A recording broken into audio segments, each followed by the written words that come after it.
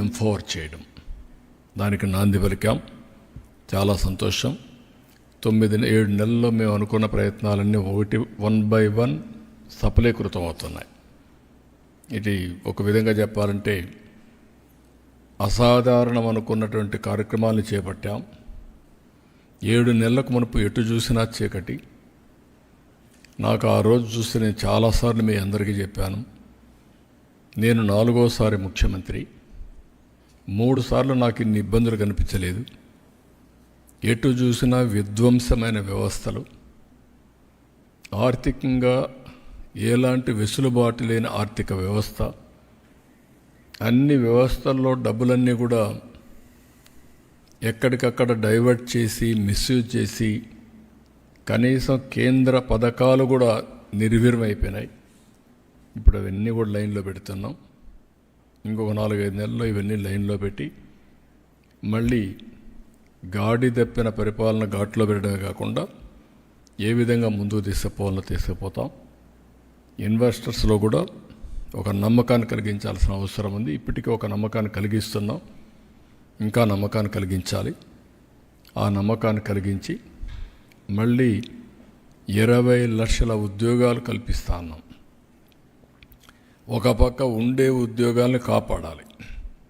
అదే విశాఖపట్నం స్టీల్ ప్లాంట్లో మీరు చూస్తే దగ్గర ఈ స్టీల్ ప్లాంట్ కానీ సిక్ అయితే చాలా సమస్యలు వస్తాయి. కాబట్టి ఒక పక్క దీన్ని కాపాడుకుంటూనే ఇంకొక పక్కన 20 లక్షల ఉద్యోగాలకు ఏమేమి కావాలన్నా అవన్నీ వర్కౌట్ చేస్తున్నాం. ఇవన్నీ కూడా రాబోయే రోజులు ఇంకా మెరుగైన ఫలితాలు వస్తాయని చెప్పి తెలియజేస్తూ కేంద్రాన్ని ప్రత్యేకంగా ప్రధానమంత్రి గారికి అభినందనలు, ధన్యవాదాలు. మీరు ఎన్డీఏ ప్రభుత్వం ఇక్కడ ఏదైతే పెట్టుకున్నామో ఆ నమ్మకాన్ని మీరు ఒక మాటలో చెప్పాలంటే ఎన్డీఏ ప్రభుత్వం ఇచ్చిన హామీని నిలబెట్టుకోవడానికి మీరు ముందుకొచ్చి అన్ని విధాలా సహకరించారు. దానికి అభినందనలు, ధన్యవాదాలు. Thank you.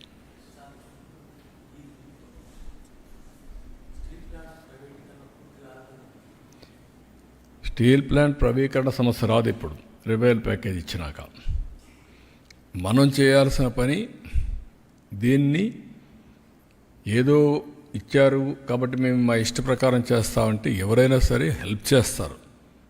నేను అందుకే చాలాసార్లు చెప్తున్నాను, కేంద్రానికి చాలా రాష్ట్రాలు ఉన్నాయి.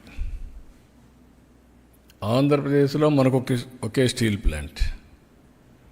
మనం కూడా కష్టపడకుండా దీన్ని రివైవ్ చేయకుండా అడుకొక్కసారి మీరు చేయాలి అని చేస్తే ఇది tax payers money. Tax payers money సమర్థవంతంగా మనం ఉపయోగించుకోవాలి. కేంద్రం చేసే నిర్ణయాలు కానీ, ప్రాపర్ సీఈఓని పెట్టడం కానీ, అందరూ కలిసి సమర్థవంతంగా పనిచేయడం కానీ ఈరోజు మీరు చూశారు. ఆర్సీఆర్ మిత్తల్ 14 మిలియన్ మెట్రిక్ టన్నులతో స్టీల్ ప్లాంట్ పెడతానంటున్నాడు. 1,50,000 నుంచి 1,70,000 కోట్ల రూపాయలు అవుతుంది. ఒక స్టీల్ సిటీయే కడతా ఉంటున్నాడు. ఇది ఎంత మొత్తం కలిసి 2 మిలియన్ 3 మిలియన్ అనుకుంటా. టోటల్ ఇన్స్టాల్డ్ కెపాసిటీ 7.3 మిలియన్ యూనిట్లు. ఇప్పటి వరకు 3నే రన్ అయ్యేది. ఇప్పుడు రెండు ఫర్నేసులు రన్ అవుతున్నాయి. మొన్న 1,600 కోట్లు ఇచ్చిన తర్వాత 2 ఫర్నేసులు, అంత మునుపు ఒకటి కూడా లేదనుకుంటా. కొన్ని రోజులు ఆగిపోయింది. షట్ డౌన్ చేసే పరిస్థితికి వచ్చినప్పుడు 2 చేసి అక్కడి నుంచి స్టార్ట్ చేశారు. ఆ 1,650 కోట్ల రూపాయలు ఇమీడియట్గా ఇచ్చారు. కాబట్టి మళ్ళీ ఐరన్ ఓర్ అప్పిప్పించారు. రాష్ట్ర ప్రభుత్వం కట్టవలసిన పవర్ ఛార్జెస్ కూడా మేము అడగకుండా వాయిదా వేసుకుంటూ వచ్చాం. నెలకు 80 కోట్ల రూపాయలు పవర్ ఛార్జెస్ అవుతాయి. ఈ 4-5 నెలలు వాళ్ళు కట్టడం లేదు. నీటి ఛార్జీలు కూడా కట్టడం లేదు మున్సిపాలిటీకి. అది కూడా వాయిదా వేసాం. ఇంకా ఎప్పటి వరకు వాయిదా వేయాలని చూడాలి. కేంద్రం ఏ విధంగా వస్తారు. మేము కూడా సిద్ధపడ్డాం. ఎందుకు సిద్ధపడ్డాం? అక్కడుండే ఎంప్లాయ్మెంట్ దెబ్బతినకుండా ఉండాలని సిద్ధపడినప్పుడు అక్కడ ఉండే ఎంప్లాయీస్ కూడా, ఎంప్లాయీసే కాదు, మేనేజ్మెంట్, ఎంప్లాయీస్, కేంద్రం, రాష్ట్రం బాధ్యతతో ప్రవర్తించాలి.